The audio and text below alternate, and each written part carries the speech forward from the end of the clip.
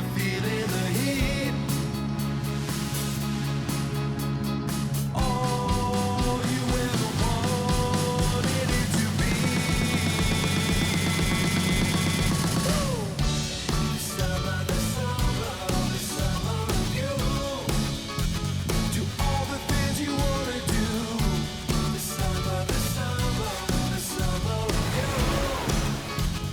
Welcome to Waterways, coming to you this week from the south of France, and we're here because of that guy. That is Pierre-Paul Riquet. He's the chief engineer of the Canal du Midi, which is a stunning engineering achievement recognized as a UNESCO Heritage Site. It is also recognized as a fantastic boating vacation site. And the company Le Boat, which has expanded into Canada, they're going to be on the Trent Severn Waterway next year. Well, they all began on the Canal du Midi. So we've come here to check out where Le Boat started and some of Riquet's stunning engineering achievements.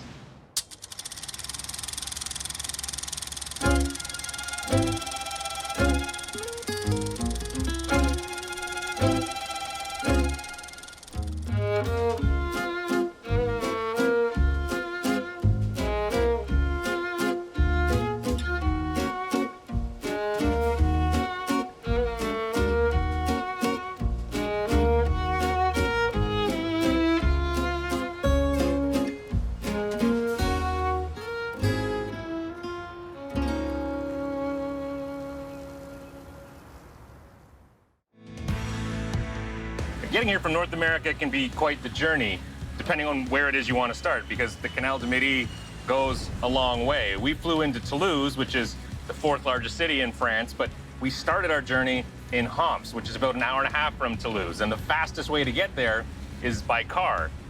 But there is also a train station a little bit outside of the city, which is another option for you if you have a little more time.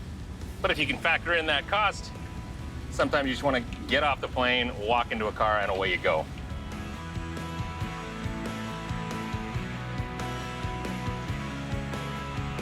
This is a fantastically interesting cruise. This canal is very old with low bridges, as you can see right here. So it can be a bit daunting. My wife is driving right now, doing a fantastic job.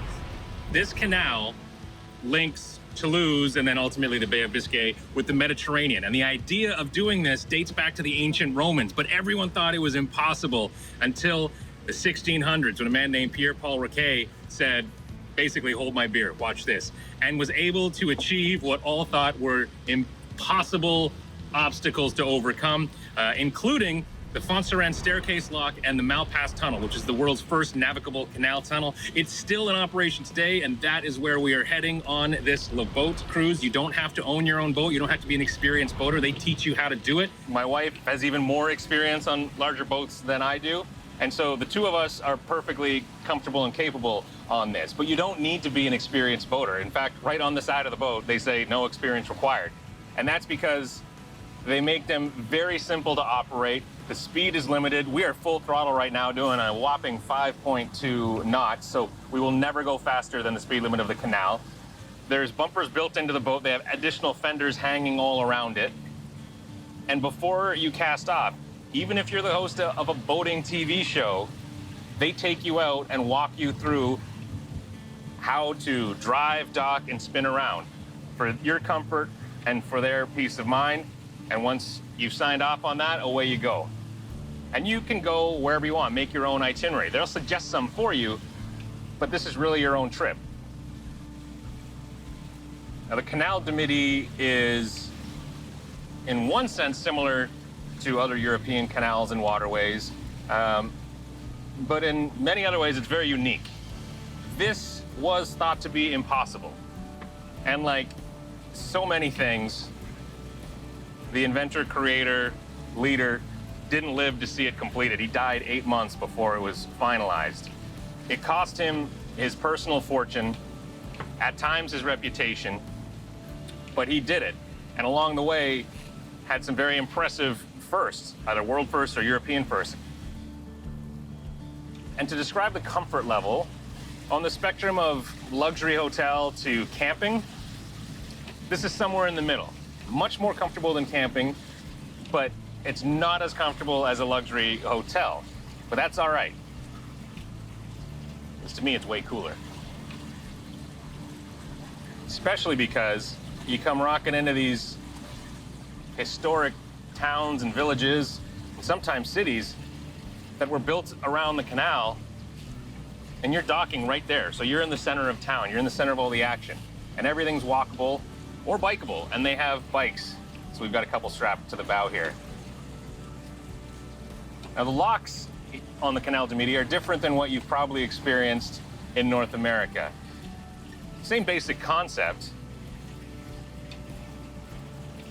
And on the way downstream, it's super simple. You just loop your line over the bollard at the top, they lower it down, and away you go.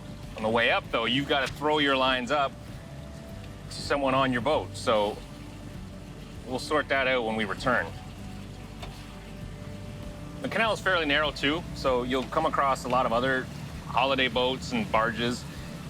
You just go slowly, move over as far as you can, and believe it or not, there is room. There's depth the whole width of the canal.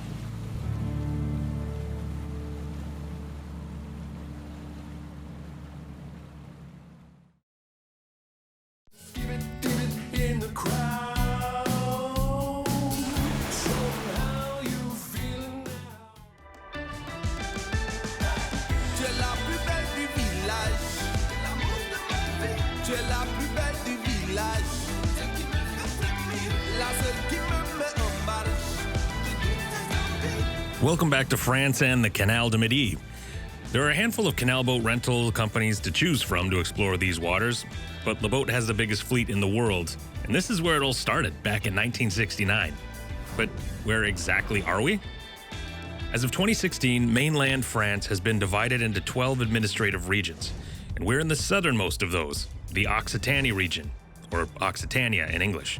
There are towns that were built along it, roads that run alongside it, and for huge stretches, bike paths that run right along the shoreline. Something you cannot do here, though, is swim in the water. And by looking at it, you probably wouldn't want to anyway. It's got that lovely chocolate milk color. There are apparently fish in here, though, because I've seen people fishing along the banks already. If you like boating or history, this is the kind of trip you should do. And if you're like me and like both, well, it's just over the top, and you'll probably annoy whoever you're traveling with, being giddy over every village and town and low bridge you come to. I don't know why I love being able to touch the bottom of a bridge. Now just make sure you're lined up. Go nice and slow, and you're good. One of the fascinating things about the Canal du Midi, as far as I'm concerned, is that something like this will never be built again. So even though shipping by water, big freighters, ocean liners, all that, is the most efficient per ton of cargo, both in terms of cost and emissions, the only kind of waterways that will be built inland will support them. So, the St. Lawrence Seaway that opened in the late 50s, the Suez Canal, the Panama Canal, those sort of things. But smaller canals weaving for miles and miles through the country into the center of a country, there's no point, because now we've got trains and trucks to go from the ports to wherever they need, which makes this even more unique. The Occitanie region borders Spain and the Mediterranean, and it's the #1 region in France for biodiversity, and you can find everything from the Camargue horse, which is indigenous to southern France, to flamingos. What? No, seriously, it's true. The farmlands you pass on the canal, though, seem far less diverse, mostly focused on a single but vital crop: grapes. Bless you, boys. This is the largest wine region in France, and I'm told the home of the very first sparkling wine back in 1531. La seule qui me met en marche. C'est la plus belle du village.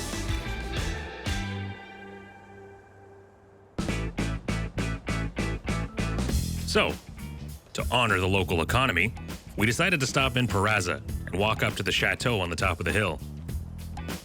The canal's chief engineer apparently stayed here for a time during construction, and now it's a hotel and event space, while also being a working winery that offers tastings. Parazza is a commune, what North Americans would call a township, and it's only home to a few hundred people. But there are a few restaurants and even a cool vintage shop. And this really feels like one of those places that's a hidden gem on the verge of being discovered. So we're leaving with some very important souvenirs. It's not important what's in the box. It's not, it's a judgment-free zone. That's what Barraza stands for.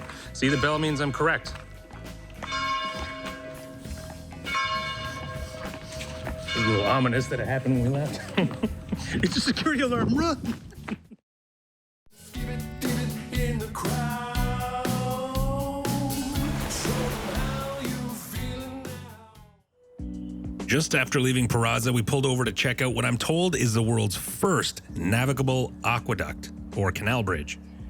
It was built in 1676 and is one of 3 original aqueducts on the canal, designed to cross a river that has variable flow, especially in winter.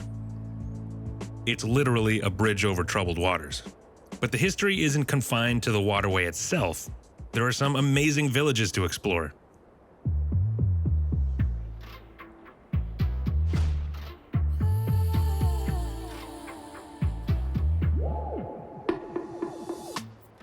Tout sera parfait, j'arrête pas d'oublier que je suis déjà arrivé et je peux respirer, il n'y a rien qui me court après. Je suis là pour kiffer, faire de l'art sans me presser.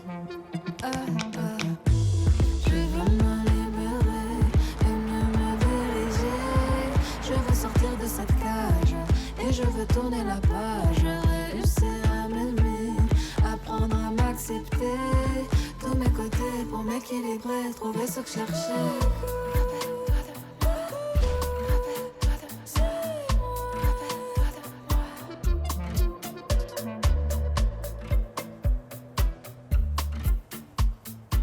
Somail was part of a port town, built a year after the canal opened, and gets its name from the old French noun for sleep, le sommeil, as it was a stopover point for travelers. It remains a popular spot for canal boaters 3.5 centuries later. And as if to double down on the boat-centric vibe here, there's a grocery barge. You can even put an order in for fresh croissant the night before, or just pop in to see what they've got. It's not a massive store, of course, but there's a good selection for a stock-up. Including, of course, the French essentials. Pour m'équilibrer, trouver ce que je cherchais.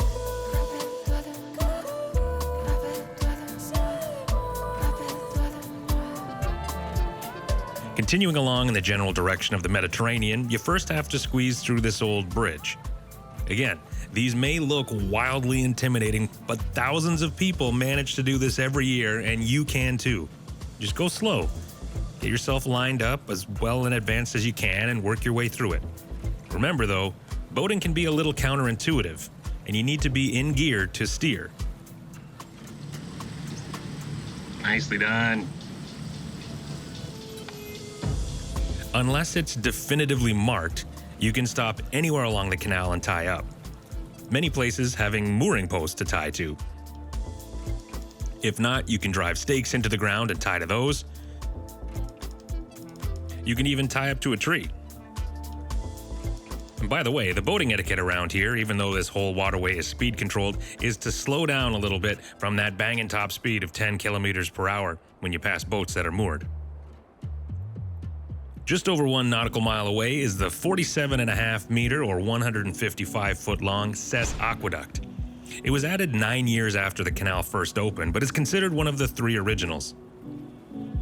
And from here, it's about 16 nautical miles or 30 kilometers to an even cooler historic landmark.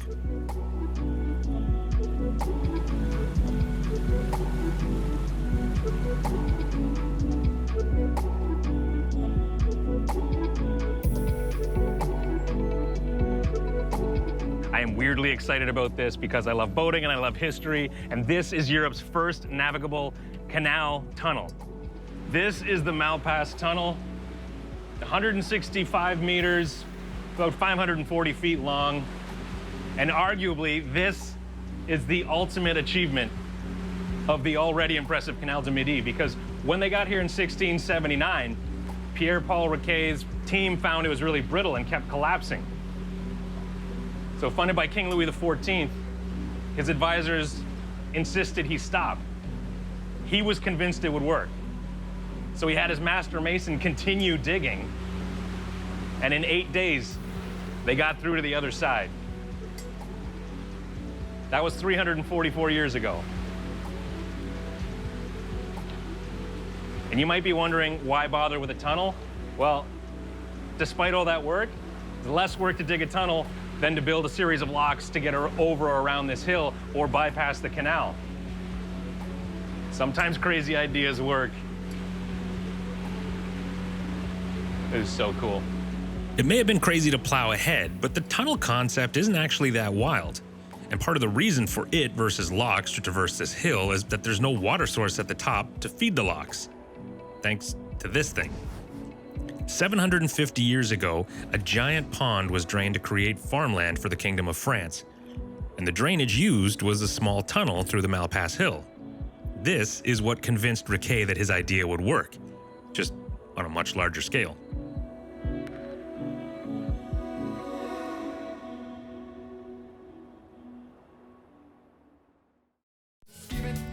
In the crowd. So how you feeling now? About 4 nautical miles from the Malpas Tunnel is the town of Beziers, home to about 75,000 people. It's also home to another major engineering achievement of the canal, the Fonsarannes locks, known to some as the Fonsarannes Staircase. There are 9 bases and 8 locks that connect the canal to the Orbe River, which flows to the Mediterranean Sea. Beside the historic flight locks is a big blue metal contraption. That is, or was supposed to be, the Fonsarannes water slope, a modern solution to the slow flight lock process. In theory, it would roll up or down the slope, containing a small section of water. Built in the early 1980s, it had problems from the start and never ended up replacing the 17th century technology. And in the 21st century, in 2001, it was officially abandoned. And now stands as a monument to Riquet's genius and, just maybe, a monument to the hubris of modern technology. Modern locks are engineering marvels, massive basins for huge ships, but their ancestors were quite a bit smaller. But like any waterway, boat builders find ways to push the limits to use every inch of space in the lock to maximize their size. Entering the locks for the upbound journey is far less relaxing than the downbound, but totally doable. You just need to have someone on land to catch the lines. And then the crazy part's just beginning. Operated by remote control, the modern technology utilizes the old method, which pours water in above the low water line. If you contrast that to even slightly more modern locks like the Rideau Canal in Canada, even though it's 200 years old, it's 150 years younger than the Canal du Midi, but it fills its water in the locks from underneath. Not here. To say that the water rushes in would be an understatement. If you've looked at old photos of the Canal du Midi and saw huge trees, you might be wondering why you're not seeing them in this episode. Well, that's because there's been a blight, a fungus that apparently arrived around World War II in infected ammunition boxes, and over the years it slowly spread. And so they've had to cut down thousands of trees, some even burnt. So you'll see the stumps of the big old trees that used to be here next to the small saplings that they're growing to rejuvenate the shoreline. Working our way back northwest towards Homps, it's tempting to try and extend your holiday. We could continue along to Carcassonne, one of the best preserved medieval fortresses in the world, or to the 4th largest city in France, Toulouse. After all, it's here that the Canal du Midi meets the Canal de Garonne to form what's called the Canal de Deux Mers, or the Canal of the Two Seas in English, linking the Atlantic and the Mediterranean. We did return here after dropping off the boat, because Toulouse itself has a fascinating history. This was a Roman military outpost in the 2nd century BC. It was briefly the capital of the Visigothic kingdom in the 5th century AD, and in 1229 it was annexed by the Kingdom of France. Today, it's home to Airbus, which makes the largest passenger plane in the world, and to the French National Space Agency's Research and Development Center. And it's hard not to think that those modern transportation and logistical solutions aren't tied, in some loose way perhaps, to the genius of Riquet's Canal. But modern technology aside, the city retains much of its ancient architecture and heart. And fittingly, it's where Pierre-Paul Riquet was laid to rest, less than a year before the completion of his magnum opus. After one of the coolest boating adventures I've ever been on, I had to make the pilgrimage to the exquisitely named St. Stephen's Cathedral. Because inside these cavernous walls, marked with a simple stone, is the final resting place of the man who achieved what no one before could. When it was built, it was known as the Royal Canal of Languedoc. It was renamed after the French Revolution and has changed from a vital commercial hub to a sought-after recreational boating destination. But the waterway, the locks, the aqueducts, they have all remained largely the same, even as the world grew around it. And it should be here for years to come.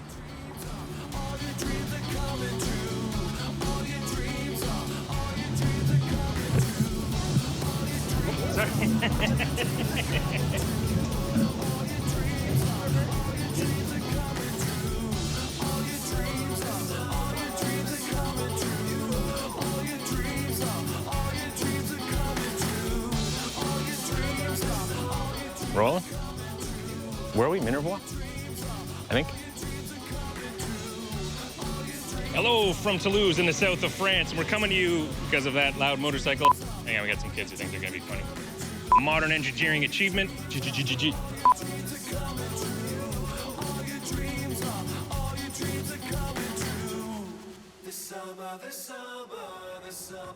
Au revoir à France.